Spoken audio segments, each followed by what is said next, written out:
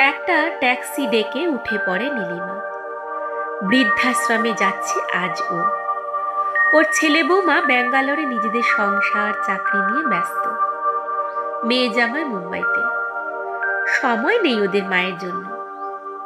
ওর স্বামী অরুণ আজ 3 বছর হলো মারা গেছেন। তারপর থেকেই নিঃসঙ্গ একাকিত্ব জীবন নীলিমা। তাই এই সিদ্ধান্ত নিয়েছে ও নিজেই। ওকে কেউ জোর করেনি। শহর থেকে দূরে গঙ্গার ধারে কোলাহলমুক্ত মনোরম পরিবেশে এই বৃদ্ধাশ্রমটি বেশ ভালো লেগেছে নীলিমার। ওর জীবনের শেষ দিনগুলো এখানেই কাটাবে ঠিক করেছে। বৃদ্ধাশ্রমটির নামও বেশ সুন্দর, গোধূলি। সত্যিই তো, জীবনের গোধূলি বেলা। ট্যাক্সি থেকে নেমে গেট খুলে গোধূলিতে প্রবেশ করে নীলিমা। কাউন্টারে বসে মেয়েটি বলে, নীলিমাদি, তুমি আসবে বলে তোমার জন্য দোতলায় বারান্দা দেওয়া 6 নম্বর ঘরটা সাজিয়ে রেখেছি। তুমি যাও, আমি বুলাকে পাঠিয়ে দিচ্ছি তোমার দেখাশোনা করার জন্য। নীলিমা মৃদু হেসে সম্মতি জানায়। আজ থেকে গোধূলির 6 নম্বর ঘরটাই ওর ঠিকানা। এখানে ওর মতো আরো অনেকে আছে যাদের সংসারে প্রয়োজন ফুরিয়ে গেছে। নীলিমা মনে করে তবুও কথা বলতে পারবে, সুখ দুঃখ ভাগ করে নিতে পারবে সবার সাথে। নিঃসঙ্গ একাকিত্ব জীবনের থেকে ঢের ভালো এই বৃদ্ধাশ্রম। জীবনের শেষ মুহূর্তে কেউ না কেউ তো ওর পাশে থাকবে এই বৃদ্ধাশ্রমের। এইসব ভাবনাই ওকে আজ এইখানে নিয়ে এসেছে। দোতলার 6 নম্বর ঘরে যাবার সময় হঠাৎই নীলিমার চোখে পড়ল 2 নম্বর ঘরের দিকে। খুব চেনা চেনা মনে হচ্ছে, কিন্তু ঠিক মনে করতে পারছে না ও কোথায় যেন দেখেছে এই মহিলাকে। সেই শান্ত সুন্দর মুখ, বয়সের ছাপ মুছে দিতে পারেনি সৌন্দর্যকে।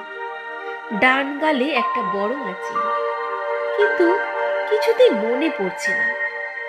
পা বাড়িও পিছিয়ে গেল নীলিমা 6 নম্বর ঘরে না গিয়ে ঢুকে পড়ল 2 নম্বর ঘরে। কে তুমি? কি নাম গো তোমার? আমি কি তোমাকে জানি? বলল নীলিমা। চমকে গিয়ে উত্তর দিল সুজাতা, আমি সুজাতা রায়, মধ্যমগ্রাম থেকে এসেছি, কিন্তু তোমাকে তো ঠিক চিনতে পারছি না। শান্ত গলায় বলল সুজাতা। কমলা গার্লস স্কুল? বলল নীলিমা। সুজাতা হ্যাঁ বলতেই জড়িয়ে ধরল নীলিমা ওকে। বলল, সুজাতা, আমি তো নীলিমা, চিনতে পারছিস? আজ কত বছর পর। কান্না আর ধরে রাখতে পারল না দুজনে। জীবনের শেষ অধ্যায়ে এসে আজ এইভাবে ওদের দেখা হয়ে যাবে ওরা কোনোদিন স্বপ্নেও ভাবেনি। ক্লাস 10 পাশ করার পর সুজাতার বিয়ে হয়ে গেছিল দিল্লিতে। তখন তো আর এত ফোন ছিল না, আর কোনোদিন খুঁজে পায়নি নীলিমা ওকে। তারপর নীলিমারও বিয়ে হয়ে যায়। সংসার সন্তান সহ ব্যস্ত জীবন নিয়ে 2 বন্ধু ভুলে যায় ওদের বন্ধুত্বকে।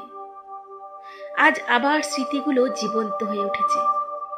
আলু কাবলি, ফুচকা, আমের আচার, ঝালমুড়ি সব। হারিয়ে যাওয়া শৈশব যেন ফিরে পেয়েছে কোনো এক ভূতের দেওয়া বরে। ওদের মনেই হচ্ছে না ওরা বৃদ্ধাশ্রমে আছে। মনে হচ্ছে ওরা ফিরে গেছে সেই কমলা স্কার্ট পরে ক্লাসরুমে। ওদের গল্প হাসি শুনে পাশের ঘরের অন্য মহিলারাও এসে গেছে দেখতে। বুলা অবাক হয়ে দেখছে সুজাতার দিকে। অচেনা লাগছে আজ ওকে। প্রায় 1 বছর হলো সুজাতা গোধূলিতে এসেছে। ওর বর মারা যাওয়ার পর ওর অনিচ্ছা সত্ত্বেও ওর ছেলে বৌমা জোর করে এখানে দিয়ে গেছে। কোনোদিন কেউ ওকে ভালো করে হাসতে দেখেনি, শুধু চোখের জল ফেলতে দেখেছে। আর দেখেছে ছেলের ফোনের অপেক্ষায় সারাদিন বসে থাকতে। বুলা চিৎকার করে বলে, দেখো সবাই দেখো, বন্ধু পারে আর এক বন্ধুর মুখের হাসি ফোটাতে, সব ব্যথা ভুলিয়ে দিতে। সবাই একসাথে করতালি দিয়ে ওঠে।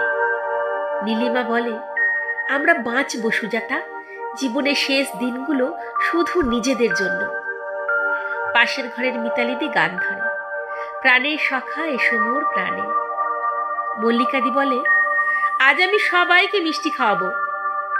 অদিতিদি বলে, বুলা, নিয়ে এসো সবার জন্য চা মুড়ি আর আলুর চপ।